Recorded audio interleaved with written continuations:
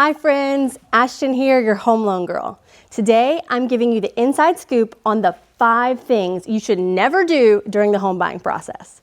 Trust me, avoiding these mistakes will save you stress, money, and maybe even your dream home. Let's jump right in.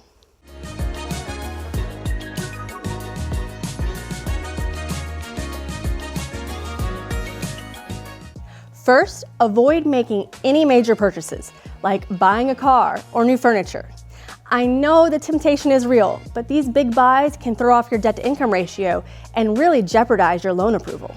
Next, do not quit your job or switch careers in the middle of the process.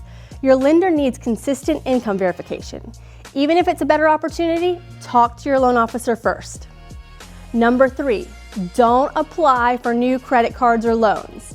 A new hard inquiry can drop your credit score and raise red flags for lenders. It's best to keep your credit profile steady. Fourth, don't ignore advice from your loan officer. We're here to guide you and help you navigate the process.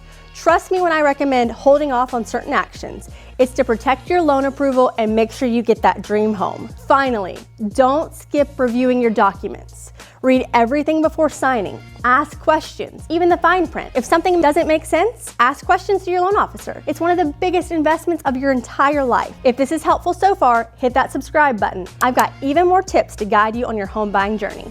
Buying a home really doesn't have to be overwhelming. Avoid these common pitfalls and you'll be one step closer to a smooth closing. If you found this helpful, share this video with someone who's also buying a home and save it for your own reference. As always, reach out to me directly for personal guidance.